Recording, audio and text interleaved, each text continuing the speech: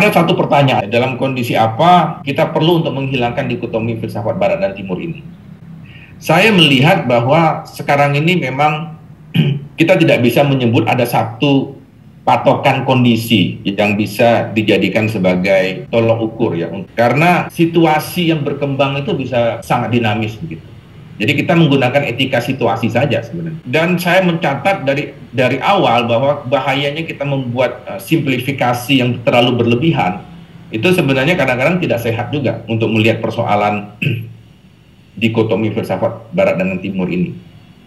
Dan itu terjadi terutama di area yang saya tekuni, yaitu area hukum. Kita harus akui bahwa hukum itu ketika masuk ke dalam ranah ilmunya, dia sangat terpengaruh oleh Barat.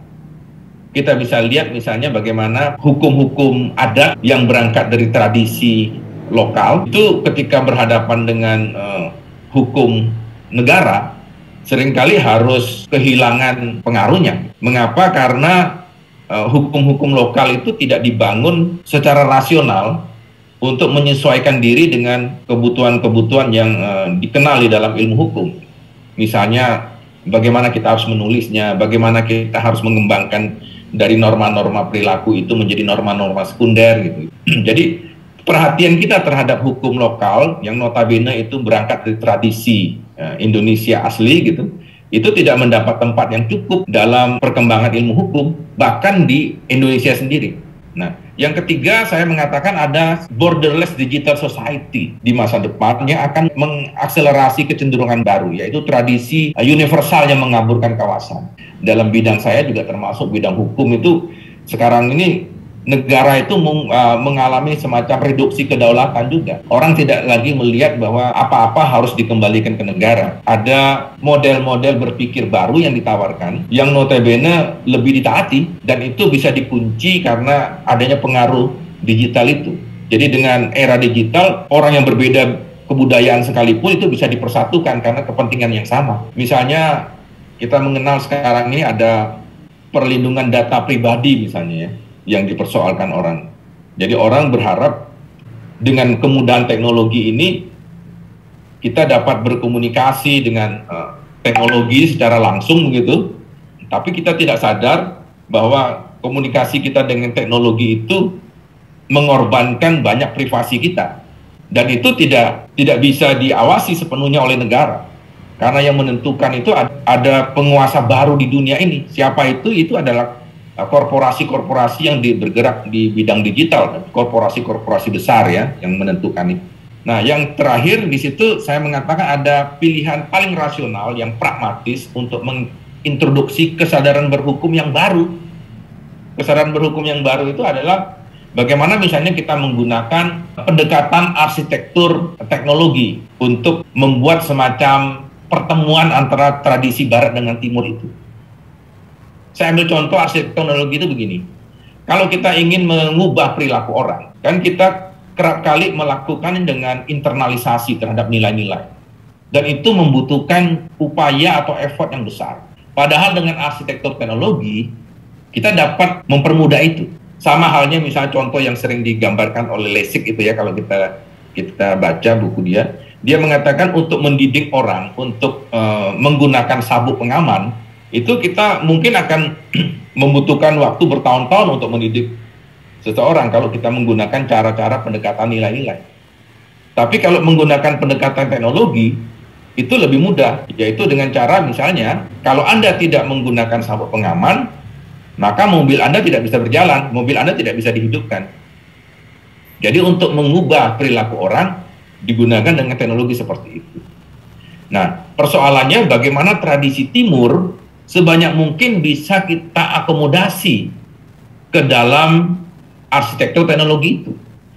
Jadi kalau tadi saya mendengar teman-teman yang di sesi sebelumnya itu ingin mempromosikan sebanyak mungkin tradisi-tradisi yang disebut adiluhung dari Timur itu, ya tidak ada cara lain sebetulnya dengan cara harus kita dekati dengan cara kesadaran berhukum yang baru itu, yaitu dengan kesadaran hukum yang paling rasional dan pragmatis dengan menggunakan arsitektur teknologi di dalam.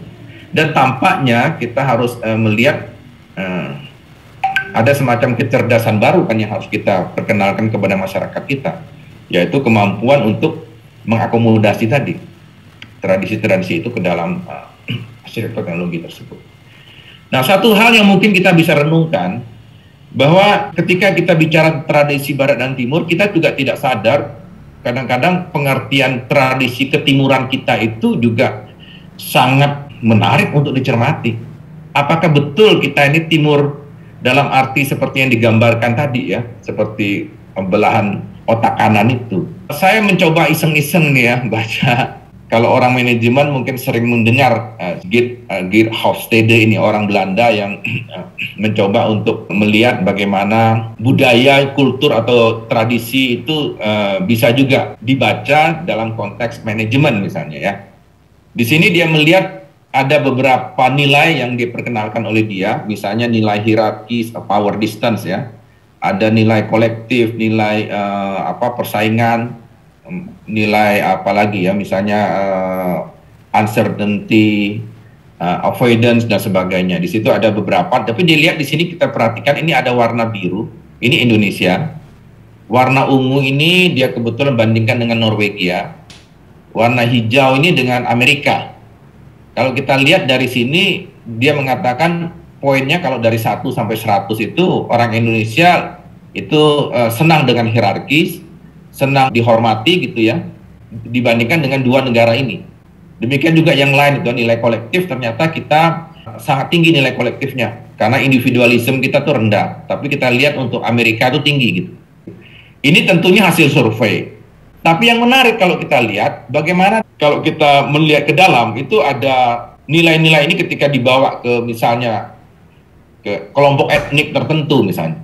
Orang Jawa, orang Sunda, orang Batak, orang Minangkabau dan sebagainya. Ini ternyata juga bervariasi. Ketika saya mengatakan tadi bahwa dalam kesadaran berhukum itu kita harus mulai mendekati dari sisi yang baru gitu. Apakah kita ke dalam itu pernah melakukan penelitian-penelitian seperti ini, penelitian bersifat kultural, tradisi, dikaitkan dengan kepentingan-kepentingan yang lebih pragmatis, misalnya kepentingan untuk menciptakan hukum, kepentingan untuk menawarkan produk-produk baru gitu ya. Itu sebenarnya menarik itu untuk teliti seperti ini. Jadi kadang-kadang kita melupakan, dan ini dilakukan kan bukan oleh orang Indonesia. Hofstede itu orang Belanda yang melakukan seperti ini. Dan saya kira kita harus lebih banyak. Di dunia hukum itu ada satu orang namanya von Vollenhoven. Dia orang Belanda dan dianggap sebagai bapak hukum adat di Indonesia.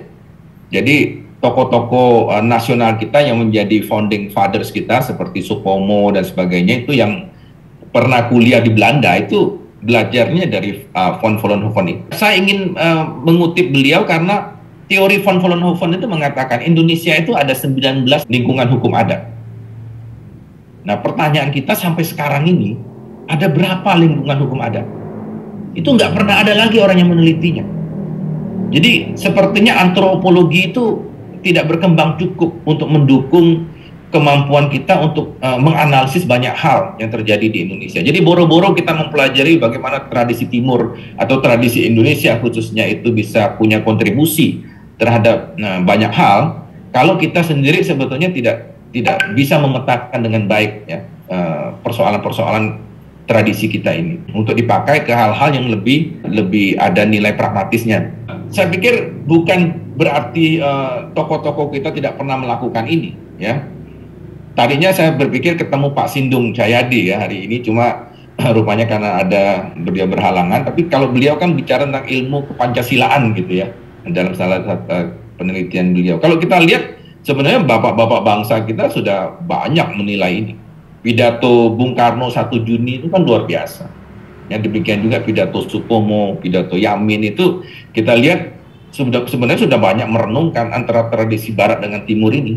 Dan ketika orang berbicara tentang nilai-nilai Pancasila itu kita lihat kaya sekali dengan perbandingan tradisi ini. Dan sudah berbicara bagaimana Indonesia ke depan dengan visi dan misi berbangsa dan bernegara. Saya kira ini menjadi satu topik tersendiri kalau kita ingin bawa ke sana ya, kita mengerucut ke sana nanti. Nah, terakhir, slide ini slide terakhir.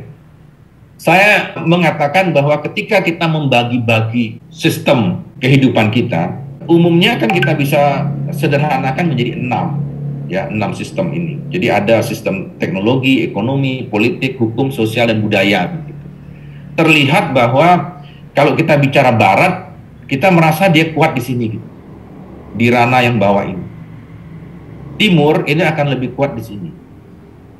Nah, jadi ketika kita membuat produk-produk hukum misalnya sebagai salah satu instrumen untuk bisa mengakselerasi kesadaran kita yang baru dalam bertradisi, gitu ya.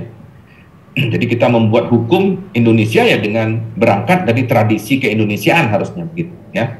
Nah, kita akan melihat ada kecenderungan bahwa ketika kita membuat hukum yang berdimensi teknologi, berdimensi ekonomi, ya, itu akan Barat akan lebih banyak berperan.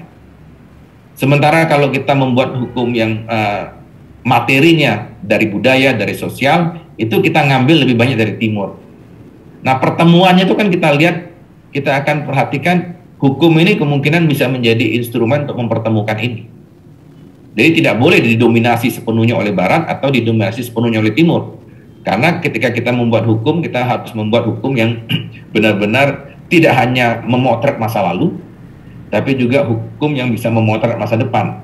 Tidak boleh hukum yang hanya memelihara status quo sebagai social order, tapi juga bisa menjadi hukum yang menjadi social engineering, ya.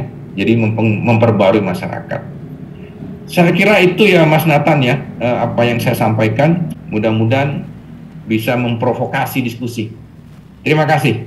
Saya stop screen-nya.